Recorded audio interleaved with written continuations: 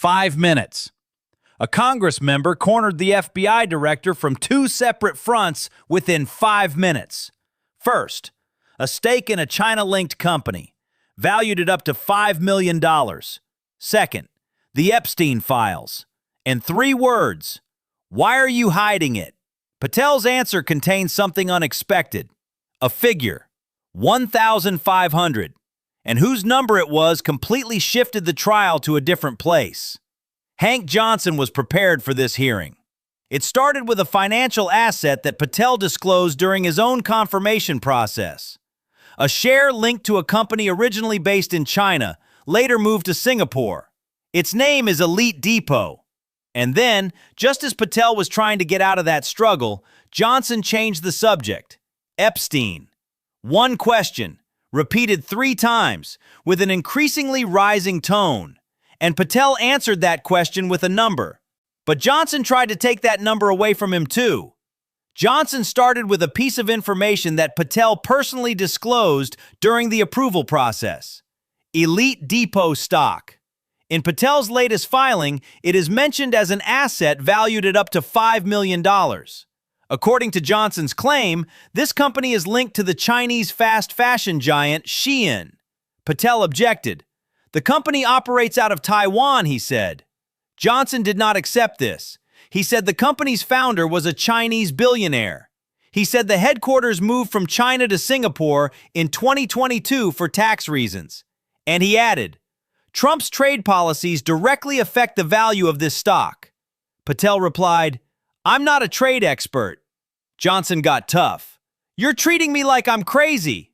There is a notable detail here. Johnson was not saying that Patel had concealed this stock. On the contrary, he admitted that he personally disclosed it during the approval process. You definitely disclosed it. But Johnson's argument came from a different place. Is it enough for it to be approved? The FBI's job is to investigate economic espionage in companies linked to China. And the FBI director has up to $5 million in shares in a company connected to this ecosystem. This may not be a procedural issue, but it could be a perception issue. Johnson described this as putting the fox in charge of the henhouse. Patel replied, This decision was not mine. The Justice Department reviewed it, identified the assets I could keep. Johnson interrupted, But you are still making money from this asset. I don't make money off of anything, Kash Patel said. At this point, the discussion had split into 2 separate lines. Mike Johnson was talking about the appearance issue, while Patel was discussing procedural propriety. And those 2 lines never intersected.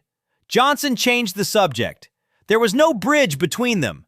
There was no transition sentence. Just this. Well, let me ask you this. And then 3 questions. The same content with an increasingly rising tone. Why are you hiding child abusers? Why are you protecting child abusers? Why are you surveilling child abusers? These 3 questions were based on the claim that the Epstein files had not been fully released to the public. Mike Johnson, however, made a direct accusation without delving into the long and complex background, and the timing of this coming immediately after the stock discussion indicated a deliberate timing. Johnson's strategy was becoming clear. First, he drew Patel into the defense. He raised questions about the procedure, the Justice Department's approval, and the lack of trade expertise. Patel responded, taking a defensive stance. And at that moment, a completely different accusation on a completely different matter came. Patel's reaction was instantaneous. This could be the most aggressive thing you could say to me, he said to me. You could say that, he said. Not like a prepared answer, but like a genuine personal reaction. What stands out is that Patel did not say, this is wrong. He said, this is aggressive. The 2 words are not interchangeable. One rejects the content, the other rejects the tone.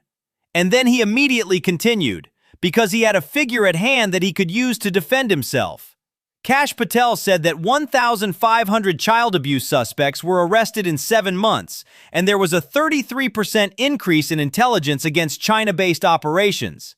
However, these figures were not clearly heard in the discussion environment because Mike Johnson continued speaking, The committee chairman was giving time warnings, and the hall was filled with several voices at the same time.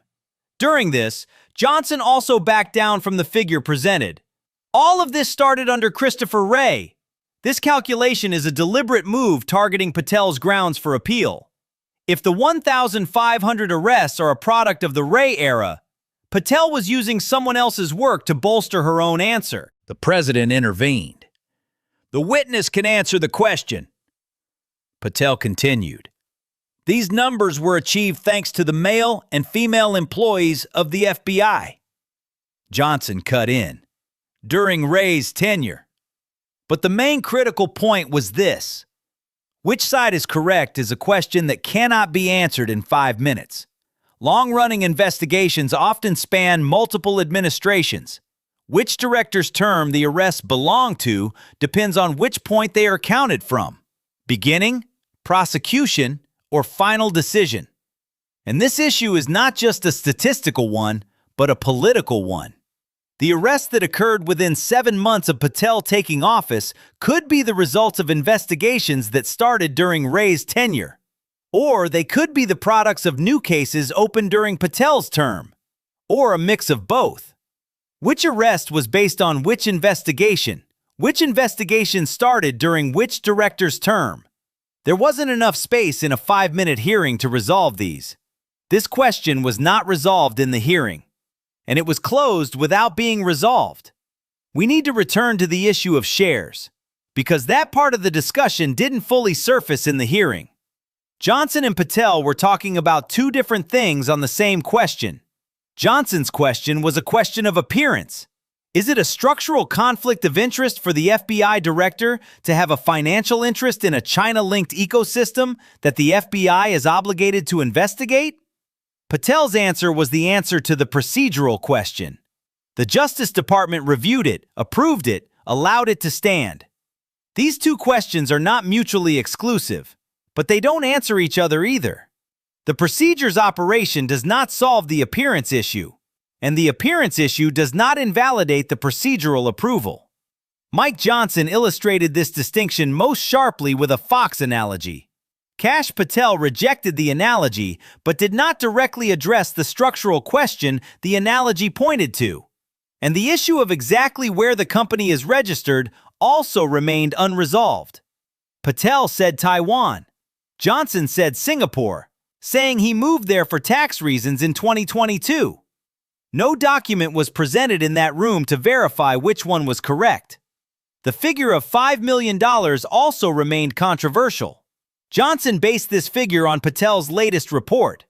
Patel neither confirmed nor denied.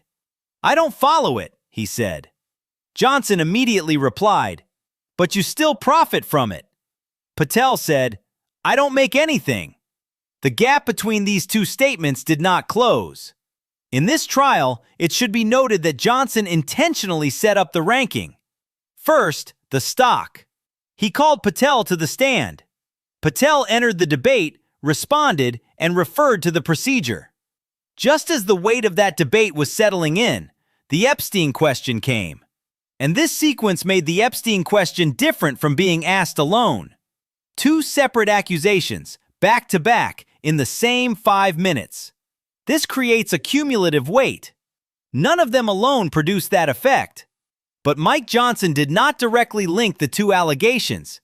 The connection and how to interpret it were left to the audience, and it was precisely at this moment of uncertainty that the discussion took a different direction. When Patel said, "the most aggressive thing you could say to me," he wasn't giving a rehearsed answer. He was giving a personal response. And then he immediately returned to the data, because he preferred factual defense over personal defense. This choice was significant. He said aggressive, not wrong. The two words do not mean the same thing. It is necessary to note the president's role in this hearing. Even after Johnson's time was up, he granted Patel the right to respond. The witness can answer the question. This was a decision made on the grounds of granting the right to speak to the accused in response to the allegations. And as the hearing concluded, he acknowledged President Patel's good work. This closing sentence is noteworthy, because immediately before that, The discussion of the stock conflict and the Epstein files had been recorded, and then the committee chair acknowledged the director's good work. This shows how two distinct atmospheres in the hearing can coexist in the same room. So what came out of this hearing? On the stock issue, Patel disclosed. The Justice Department approved. Patel holds. The optics issue was discussed but not resolved. Regarding the Epstein matter, Patel said he took the accusation personally and referred to the figure of 1,500 arrests. Johnson said the figure belonged to a previous director. The discussion ended before it could be closed. The figure of 1,500, a verifiable claim, but which period it belongs to was not clarified in this hearing. 5 minutes, 2 fronts, 0 solution. $5 million share. Epstein files, 1,500 arrests. They all came to the table in 5 minutes, and none of them were clarified. Johnson used 2 separate arguments in sequence. Patel answered both with procedure and data. Johnson attributed Patel's data to the previous director. Who was right? The answer to this question was not given in this room, but everything was recorded. Tell us in the comments, was Johnson's 2-front approach effective? Was Patel's figure of 1,500 a sufficient answer? Subscribe and turn on notifications.